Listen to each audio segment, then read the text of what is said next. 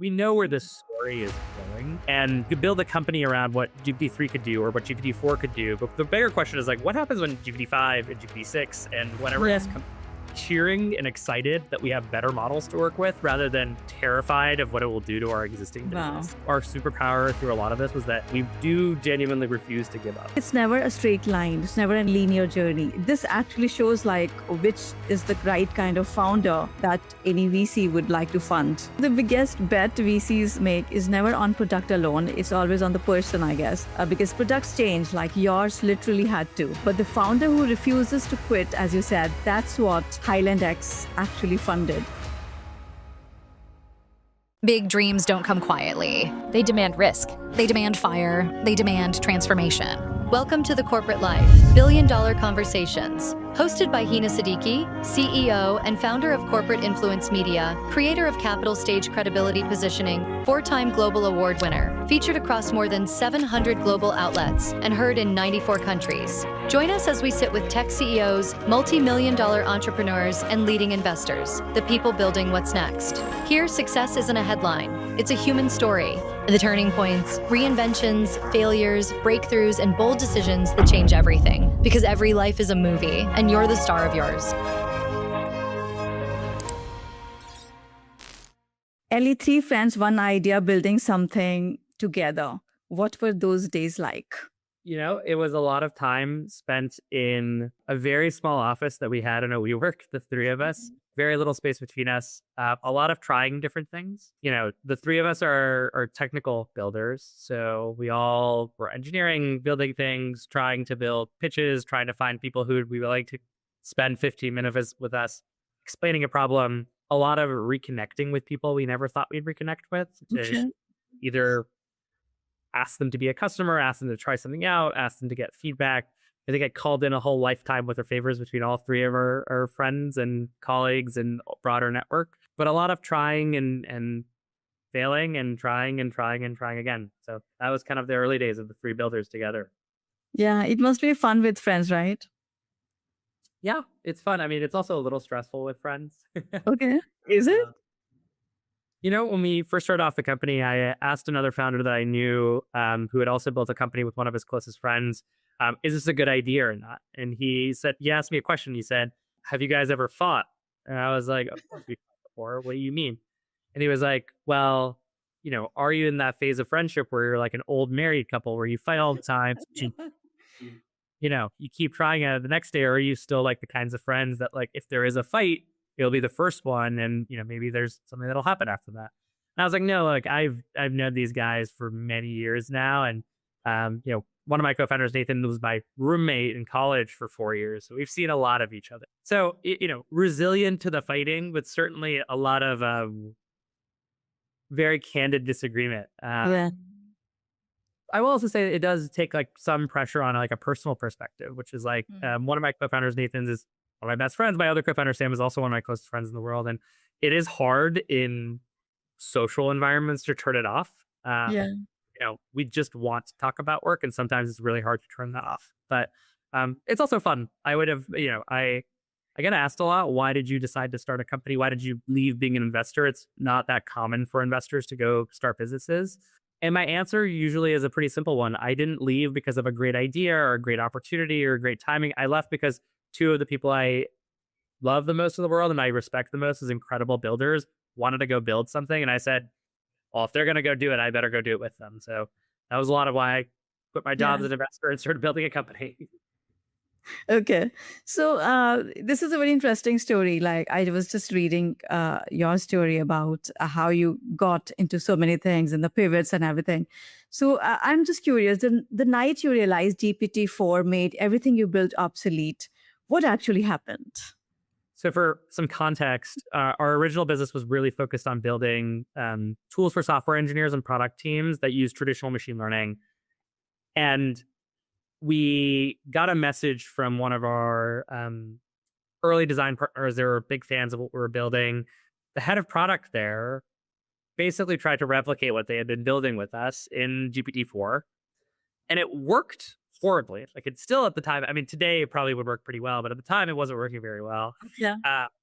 But he was able to do it in like minutes of work rather than, hours and days of traditionally tuning, building, training a traditional machine learning model. And even though it wasn't great, it was like 70% as good with almost zero effort involved. And it was kind of one of those aha moments that was like, oh no, it's going to be really hard to convince people to shift the way they think about this. And, one of the big moments I'll never forget about a conversation I had with my co-founders is that, we had seen GPT-3 change a little bit of the world, and then ChatGPT came out and changed a lot of the world, and then GPT-4 came out and it kind of caused even bigger reverberations. And one of the things that we thought a lot about as co-founders is like, okay, like we should be smart, and like we all have machine learning and AI backgrounds. Like we know where this story is going, and you could build a company around what GPT-3 could do or what GPT-4 could do, but the bigger question is like, what happens when GPT-5 and GPT-6 and whatever else comes?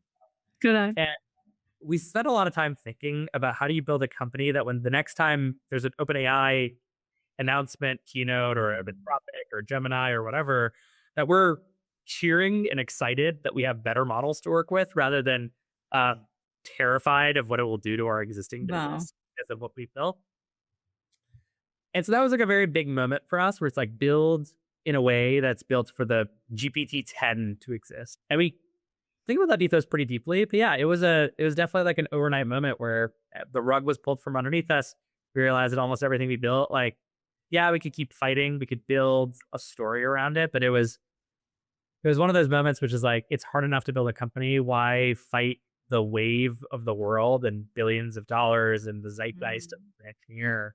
And so it was a tough decision, but we hit pause on almost everything we were building, and then started to rethink about what to do from there. Yeah, it must be definitely a tough moment. But then what you decide about yourself in that moment, that is even more important. Yeah. Little decisions end up defining the character of a business into its future. Yeah. Or even just like a character of a team. And yeah, that was certainly one of them. Yeah. And then 12 months of pivots, which one almost broke you? None of the pivots themselves almost broke us, but I think the stress that it had with our existing team and the fact that some of that existing team left us was probably what got us closest to being to kind of breaking. As founders, it's kind of a little bit in your DNA. It's a little bit of what you signed up for to like, there'll be roadblocks, and like, especially as three very close friends, like we could keep ourselves pretty sane around that. But the difficulty was that we had two founding engineers join us who were building alongside us. They were incredible builders. They obviously knew what they were getting themselves into. I'm not saying they were like risk averse. Like they had joined a very tiny startup, but pivoting is like a much harder strain on them, like restriction on them accelerating their career. I mean, the reason you join and take the risk of being like a early employee at a startup is like the promise of growth, right? Like today it's a bad situation, but you're going to grow so quickly, it'll be a great situation. But when you're pivoting, like there's no concrete roadmap to growth. And so it was really stressful on our existing team. Some of that existing team eventually left us. And that kind of interpersonal loss was the hardest for sure. Because I think between myself, Nathan, and Sam, my other two co-founders, like we could always believe that we had more pivots in us. Like if this one didn't work, we had 10 more, 15 more. I love that. Yeah. We're very resilient. But I think that was a very different story for the rest of our team. And that was really hard because like they were doing the best that they could, and they were incredible, and they were deeply loyal and excited for the risks of a startup. But everyone, especially if you're an employee, not a founder, has a tolerance to that number. And so if they were okay with pivot number 1 and they were less happy about pivot number 2, and pivot number 3 was their last pivot they were going to be willing to go through. And that pressure was a very different strain than what was between myself and my two other co-founders.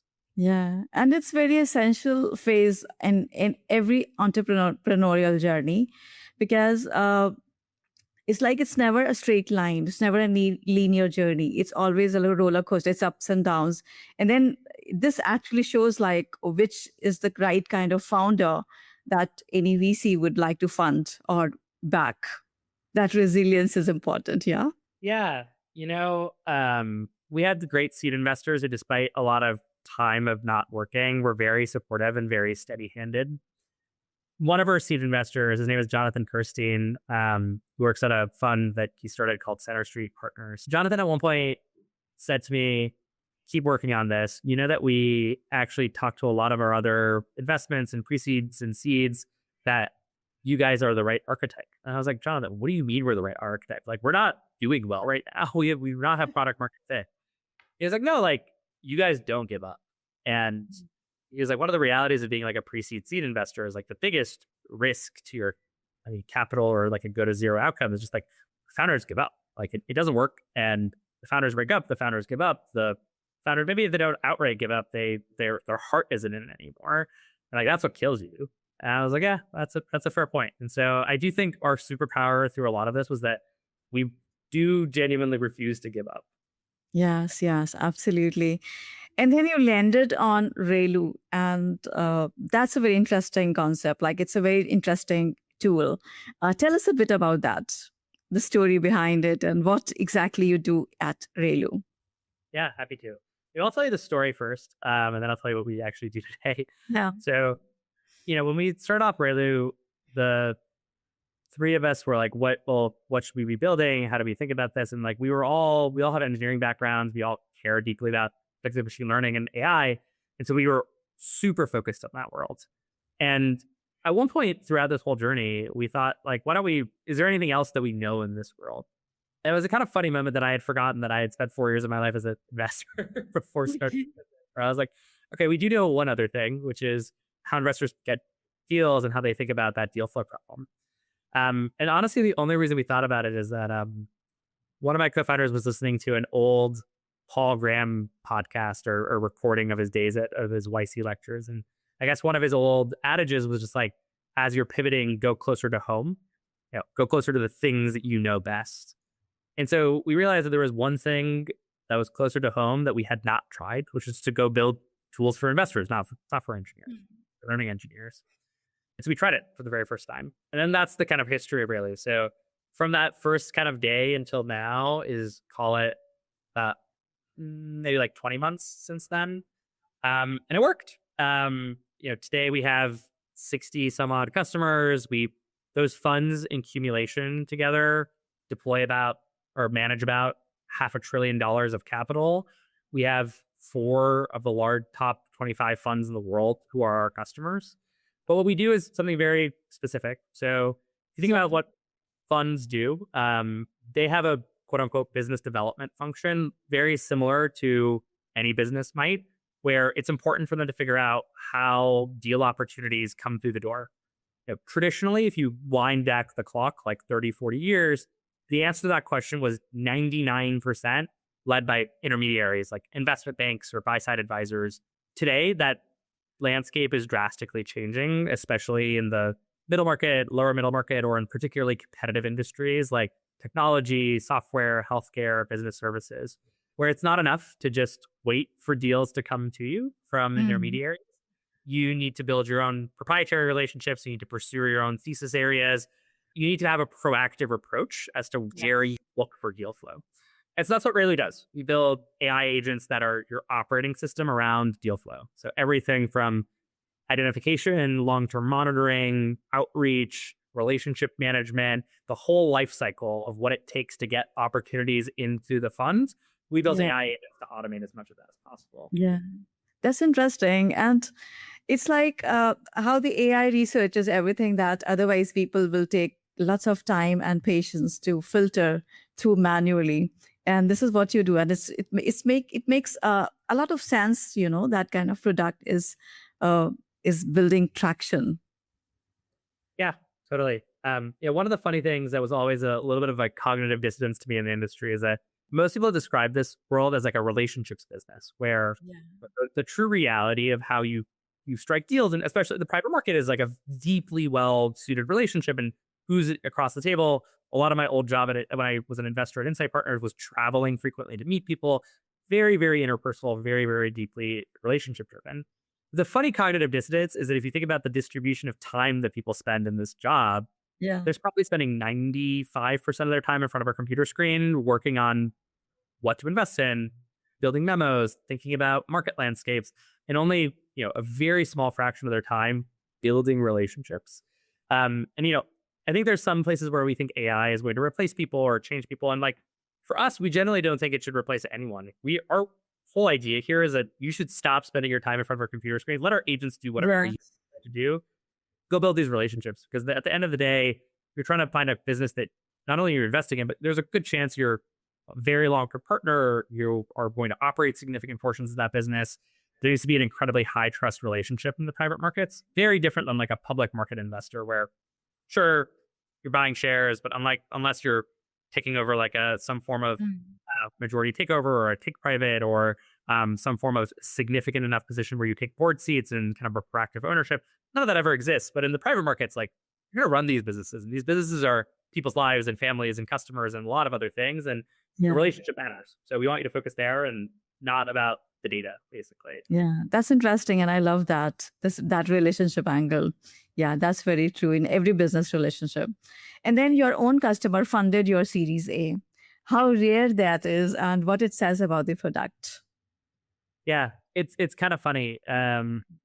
We do a lot of sales calls, and I used to do all the sales calls myself. Thankfully, now we have a little bit of a bigger sales team, and it'd always be funny that whenever we got to an end of a pitch with a customer, some customers would be like, okay, I like this enough that I need to start asking you more investor hat questions, not software buyer questions. And Highland X was one of our very first customers in the early days. They have a lot of proactive deal sourcing DNA to them. And two of the partners there immediately got it, understood the story. And to their credit, it was not just they saw that it was useful, but they understood the market itself, what had evolved in private market software tooling, what those outcomes were like. A lot of investors think about market size as like the first question in their head. And when they think about their own market, it's small. They're like, oh, like there's not that many people who do my job, or how much would I spend on something here? And so I think they also very immediately understood that this opportunity is much larger than what most people think it is. And so it's a great fit. One of our very first customers, our Series A investor. Funny enough, one of their team members who worked on the deal, he very amicably was like, hey, I've been a junior investor here, but I want to go build my chops in operating. He actually left them to join us full time after the Series A. So Nick on our team actually gets to say the pleasure of being a customer, an investor, and an employee now. With his journey here. So it was pretty unique. Yeah. So the biggest bet VCs make is never on product alone. It's always on the person, I guess, because products change, like yours literally had to. But the founder who refuses to quit, as you said, that's what Highland X actually funded. So when that customer decided to lead your Series A, do you think they were betting on Raylu, the product, or Ali, the founder? I think they were betting on the Raylu team. I don't think it was just me. They met a lot of our team. They were impressed by a lot of our team. And I think they were impressed by the product, not by what it did, but by how much and how well we had solved long-standing problems in this industry that very large engineering teams had not been able to solve. And I know that's a little bit of a cop-out answer, but I think what they saw was a team that was willing to disrupt an industry and already pretty effective at it. Yeah, resilience of it, of course. Yeah. Get ready for the ultimate challenge, this or that. Choose fast, trust your instincts, and let's go. Ellie, now let's play a fun game, this or that. This is my favorite game, one of my favorite games, and I love to play it on my show with every guest. So are you ready? I'm going to give you one, two choices, and you just need to instinctively pick one. Perfect. Okay, so 3 friends or solo founder, which builds better? 3 friends. GPT-4 killing your product, worst day or best day in disguise? Best day in disguise. Build for VCs or build for founders? Build for VCs. 12 months of pivots or one clean vision from day one? 12 months of pivots. The product that got you funded or the founder that kept going? The founder that kept going. $500 billion in AUM trust or one fund that believed first? One fund that believed first.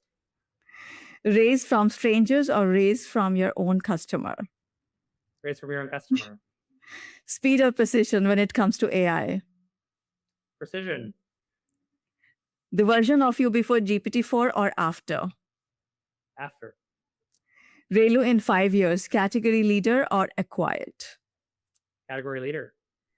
Amazing. You played really well. It was quick. It was pretty quick. Yeah, it was really fun. Yeah. So, Ali, where the movie is now, 50 funds, $500 billion AUM, still early in the story? Still early in the story. We have a pretty long-term vision here. We think summer vision is software. We think summer vision is disrupting just how private businesses are transacted. Yeah. Our long-term vision in our office right now, it says make private markets like public markets. And what do we mean by that is like, it should be possible that the perfect investor and the perfect company can be instantaneously matched with one another without any friction. We want to get there. Yeah. Awesome. So, this season 3 is all about at the Corporate Life podcast. Every life is a movie, and you are the star of yours. And because your life is actually literally like a movie, the angle I see it from. So, what is the title of that movie? I think we call the movie Evolution. Okay, and why is that? Adapt your environment and grow. Yeah. Okay. Great. And for those who would like to follow the rest of your movie, how can they do that? Yeah, of course. Our company's website is Raylu.ai. And we're also really active on LinkedIn and Twitter, where both of our handles are Raylu.ai. Okay. Before I let you go, I would like to ask you one final question. For those who are watching or listening to us right now and looking for funding, what advice would you like to give to them? Oh, I have a really simple one I give every person who's raising. Raising money is not about convincing someone. It's about pitching someone who already believes in what you believe. Yeah. The logical conclusion of that piece of advice is pitch a lot of people and don't waste time with people who don't believe in you right at the beginning. Yeah. I love that. This is a very important thing to follow, that it's hard to make people believe something that they don't believe. Yeah. Yeah. It takes a lot of time. Yeah. Worth it. Yeah. Thank you, Ali. It was fun talking to you, and I really had good time with you today. Thank you as well. This was really fun. This is The Corporate Life. More stories, more insight, more truth. Until the next episode, stay curious. Don't forget to subscribe.